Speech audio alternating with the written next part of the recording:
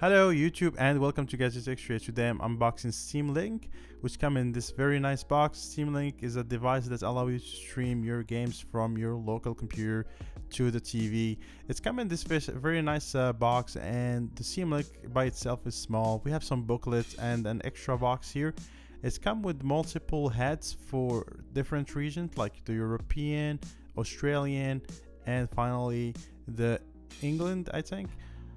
Also, what we get inside of the box is the power brick that you can swipe in your region's plug, and the cable is a little bit long, which I like that.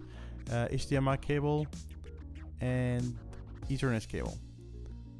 Okay, so far so good. The device itself has a matte finish here on the top, glossy finish on the sides. Let's peel this, and it's look like there is an HDMI cable,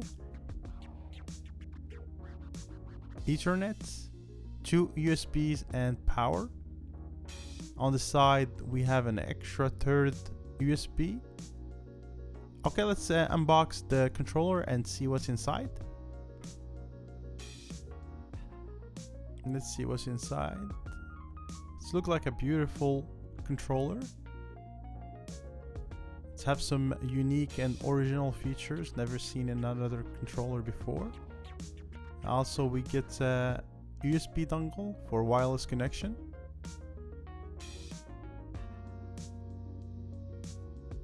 Some batteries, booklets, OTG dongle, USB to micro USB, and finally power cable. Okay, so the controller look a lot like the Xbox One controller from the back or the side. From the back there's an extra feature here, 2 extra buttons. In the front there is some similarities. The buttons here, the same colors and a little bit wider here than here. Power, similar. D-pad is kind of different, and this is similar here. PlayStation TV is very similar to Steam Link because they both stream your games wirelessly from one device to another. And they have other similarity here, like the Ethernet plug. HDMI has only 1 USB instead of 3, and I remember that the experience on the PlayStation TV was so bad that I had to stop using it after 3 days. Okay, let's set up our device and see what's inside. Once your device is turned on, make sure to enter your dongle so you can control your interface and choose your language. I highly recommend using an Ethernet cable instead of wireless because it's a lot more smoother and doesn't have as much artifacts. After the updates is finished, choose the computer that you want to use and enter the one-time code on your computer, and it's probably going to ask you about a firmware update for your controller. Just plug it into your computer and it's going to update it for you. Okay, let's try some games here. Rocket League, it's one of the online games that I like to play, and it looks like it's running at 65 frames per second, which is not really shocking. This game doesn't require a lot of power from the computer. It's very fluid, it doesn't have a lot of artifacts.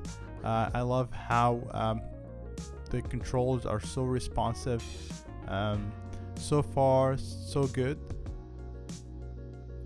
The bit rate is probably a little bit lower than my computer. It's not as sharp. Also, I tried it with Metal Gear Solid. It was running under 60 frames per second. This game require more power from the computer.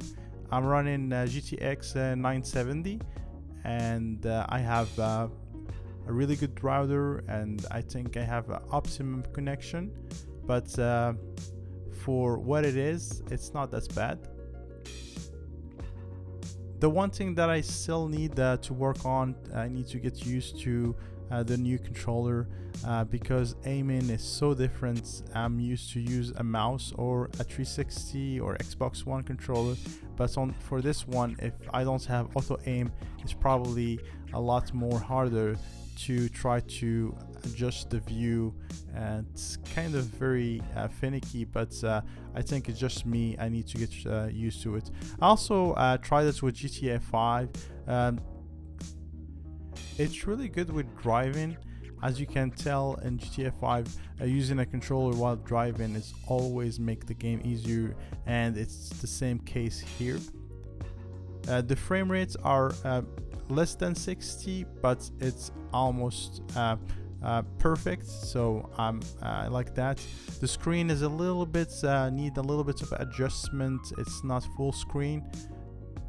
I also read online that all of these settings can be adjusted to have a better performance, so this is the first time I'm running it, so it's not going to be perfect. The controller is the main thing that I'm still trying to adjust to. Just trying to shoot with this, it's probably gonna take me a long time to get used to it. I'm not sure how long, probably a week or so. For driving, as I said, it's pretty easy, but for aiming, it's always gonna be a little bit of a challenge. If you want to have a familiar experience, just plug in a keyboard and mouse. I have a Logitech keyboard and the mouse. I just plugged in them to my Steam Link, and I didn't have to configure anything, and they worked out of the box. And they even had enough power for my keyboard to get lit up. I don't know how much this makes sense. If you're trying to play from your couch, probably better to use a Steam controller or an Xbox controller. Speaking of Xbox controller, I used my Xbox One controller with wire, and it works just fine. No configuration at all. If you own a 360 controller, you can use it wirelessly with a dongle to control any game you want without setup. Where I enjoyed the most, if you want to see more of these videos and you want to help the channel, please subscribe and make a thumbs up to this video. Take care.